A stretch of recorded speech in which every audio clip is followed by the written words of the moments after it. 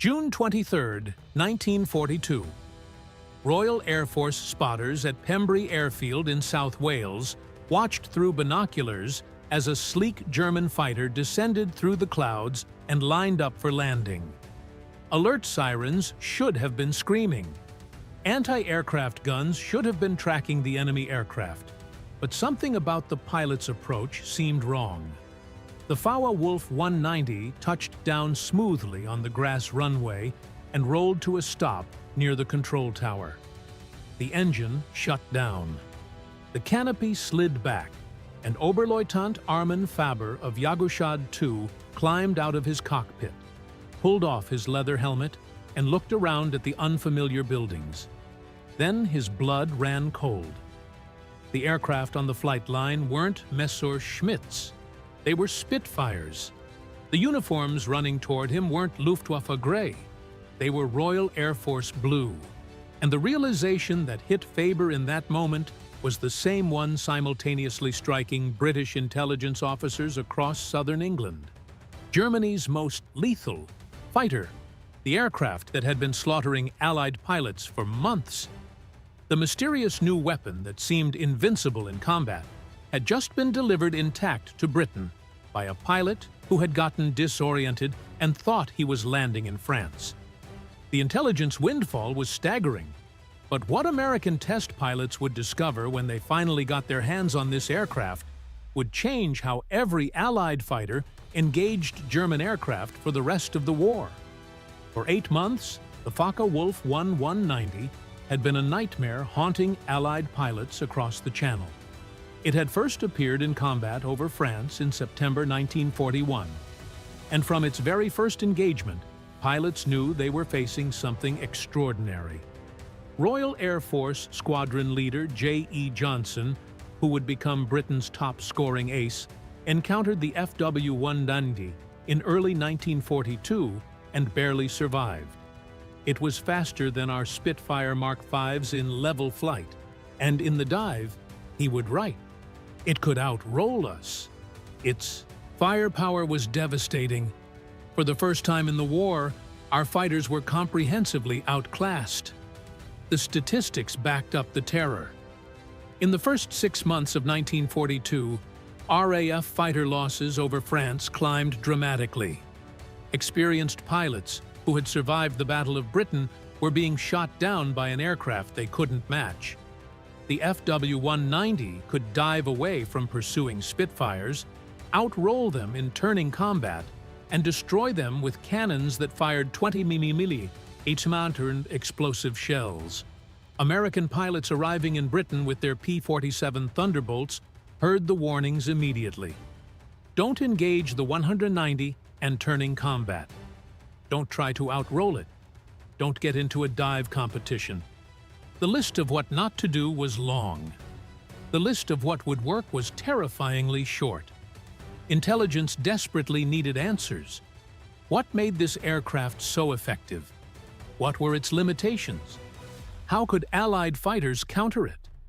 But getting those answers required examining an actual FW-190, and every example shot down over Britain had been too damaged to reveal its secrets. Then Armin Faber made his catastrophic mistake. Before we continue, I'd love to know where you're watching from and what you know about the FW-190. Drop a comment below and let me know if you'd heard this story before and if you appreciate this level of historical detail. I hope you'll subscribe to the channel. These stories take serious research to get the details right, and knowing you're out there makes it all worthwhile. Oberleutnant Armin Faber was not a novice pilot. At 21 years old, he had already scored multiple victories and was considered a skilled member of Jagdschad II, the elite Richthofen fighter wing. On June 23, 1942, he was flying as part of a fighter sweep over the English Channel, providing top cover for German bombers attacking coastal targets. The mission had gone smoothly until the return flight. Somewhere over the Channel during aggressive maneuvering while engaging British fighters, Faber became disoriented. Cloud cover obscured the coastline. The sun's position gave him false directional cues, and when he broke through the clouds and saw a green countryside with an airfield below, his mind made a simple but catastrophic assumption. He thought he was over France looking at a Luftwaffe base. He was actually over Wales looking at RAF Pembry. The mistake seems impossible in hindsight, but combat disorientation was more common than militaries admitted. Pilots flying at high speeds through clouds, pulling high G maneuvers that affected blood flow to the brain, sometimes lost their sense of direction. Faber had done a 180-degree turn during the dogfight and simply didn't realize it. When he landed and saw the Spitfires, Faber attempted to restart his engine and take off again, but RAF personnel were already surrounding the aircraft. Within minutes, he was in custody, and British intelligence officers were examining the pristine Focke-Wulf 190A sitting on their runway. The immediate reaction at RAF headquarters bordered on euphoria. Air Chief Marshal Sholto Douglas, commanding RAF Fighter Command, immediately ordered the aircraft transported to the Royal Aircraft Establishment at Farnborough for testing. Every aspect of the machine was to be documented, measured, and analyzed. Within 48 hours, the FW-190 was at Farnborough being inspected by Britain's top aviation engineers. What they found explained everything Allied pilots had been experiencing in combat. The aircraft was a masterpiece of practical engineering. While the Spitfire represented elegant aerodynamic design, the FW-190 embodied brutal functionality. Its BMW 801 radial engine produced 1,700 horsepower compared to the Spitfire Mark's 1,470. But raw power wasn't the whole story. The FW-190's most devastating advantage was its roll rate. The aircraft could snap from one bank to the other faster than any Allied fighter. This seemingly minor characteristic was actually revolutionary in combat. When a Spitfire tried to follow an FW-190 through rolling maneuvers, the British fighter couldn't keep up. The German pilot could reverse direction, gain angles, and line up shots before the Allied pilot could react. British test pilot Captain Eric Brown flew the captured FW-190 extensively and immediately understood why Allied pilots were dying. The ailerons were light and responsive at all speeds, he reported. You could throw this aircraft around the sky with almost no effort. The Spitfire required muscle and finesse. The FW-190 responded to thought. The firepower advantage was equally stunning.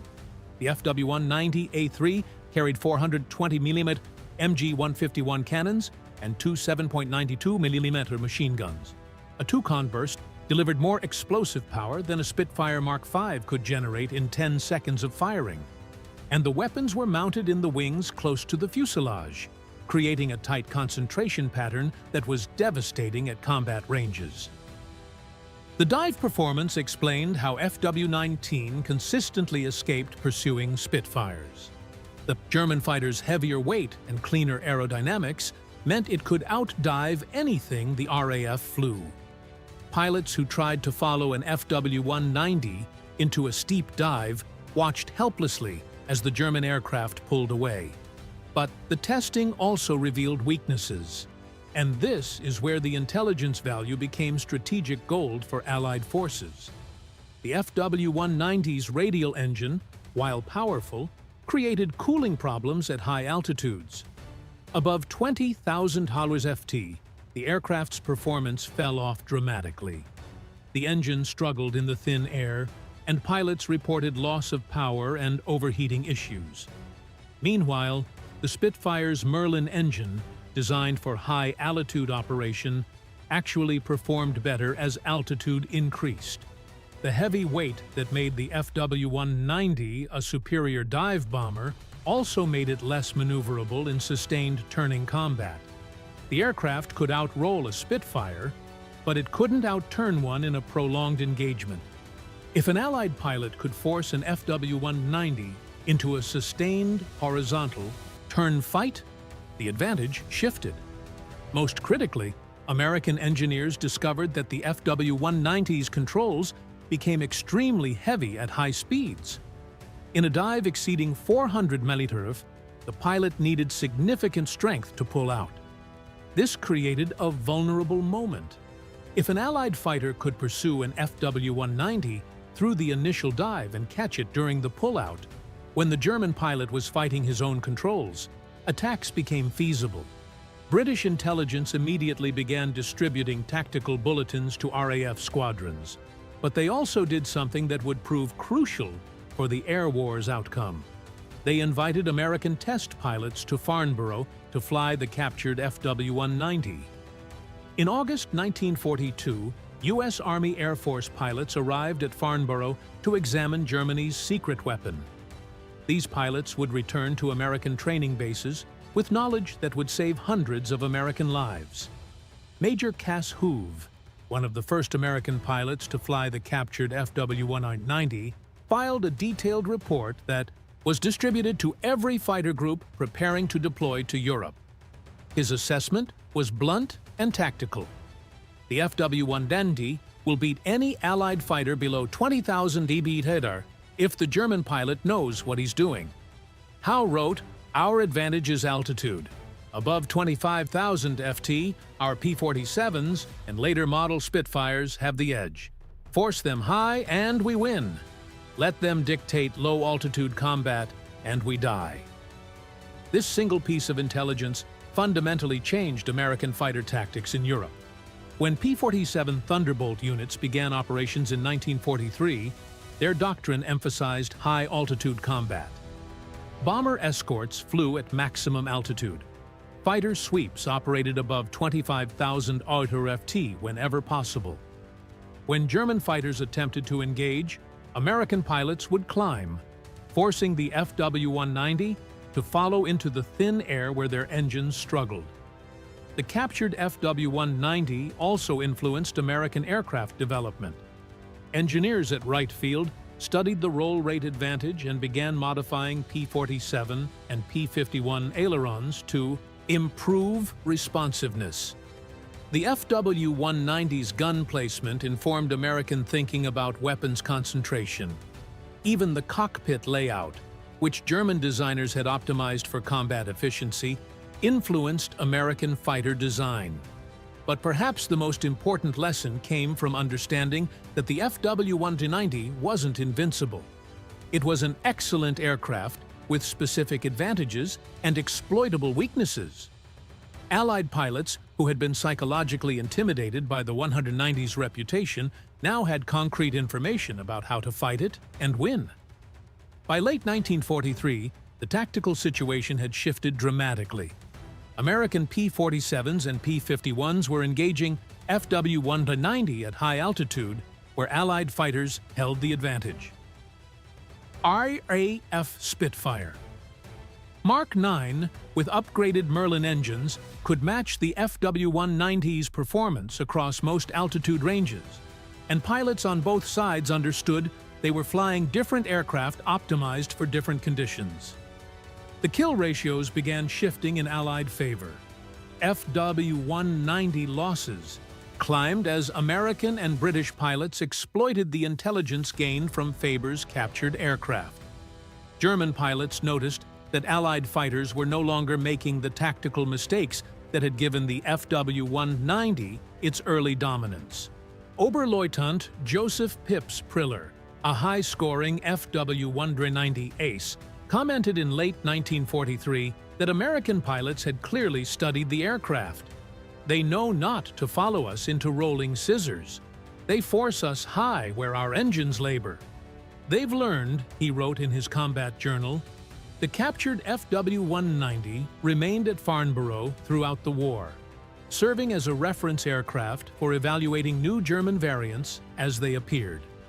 When the FW-190D9 Dora, with its inline engine, appeared in late 1944, Allied intelligence immediately compared it to Faber's captured aircraft, understanding how German designers had addressed the original's high-altitude limitations. After the war, aviation historians calculated the impact of Faber's mistake. The intelligence gained. from examining the intact FW-190 was shared with thousands of Allied pilots through tactical bulletins, training films, and direct demonstration flights. The knowledge influenced aircraft development, tactical doctrine, and operational planning across multiple air forces. Captain Eric Brown, who flew more captured enemy aircraft than any Allied pilot, would later write, "Faber's navigation error gave us the Rosetta Stone for understanding German fighter design. Every tactical advantage the FW-190 possessed was documented, and every weakness was exploited." That single aircraft probably saved more Allied lives than any intelligence coup of the war. The irony was not lost on German intelligence when they learned what had happened. One Luftwaffe officer commented, "We spent months trying to capture a Spitfire Mark 9 intact so we could study its improvements. The British didn't have to try. We delivered our best fighter directly to them." Armin Fabers spent the remainder of the war in a prisoner of war camp in Canada. He survived the war and returned to Germany, where he lived until 1976. Luftwaffe records suggest he was initially blamed for the loss of the aircraft, but later assessments acknowledged that combat disorientation could happen to any pilot. The real question was why German intelligence had assumed the British would never get their hands on an intact FW-190. The story of Faber's captured fighter teaches a crucial lesson about the nature of technological advantage in warfare. Germany's Focke-Wulf 190 represented a quantum leap in fighter design when it appeared in 1941. For nearly a year, it dominated Allied aircraft through superior performance and innovative engineering. But that advantage evaporated the moment Allied engineers could examine the actual machine. No aircraft is invincible. Every design involves compromises and trade-offs. The FW-190's low-altitude dominance came at the cost of high-altitude performance. Its excellent roll rate came with heavy, high-speed controls. Its powerful armament added weight that reduced maneuverability. Once Allied pilots understood these trade-offs, they could exploit them. Today, the FW-190 is remembered as one of World War II's great fighter designs. Aviation museums display surviving examples as masterpieces of German engineering. But the aircraft's reputation is inseparable from the intelligence coup that revealed its secrets. In the complex calculus of wartime advantage, one pilot's momentary disorientation over the English Channel turned Germany's secret weapon into an open book. The FW-190 that Armin Faber accidentally delivered to Britain became the aircraft that taught the Allies how to win. The lesson echoes through military history.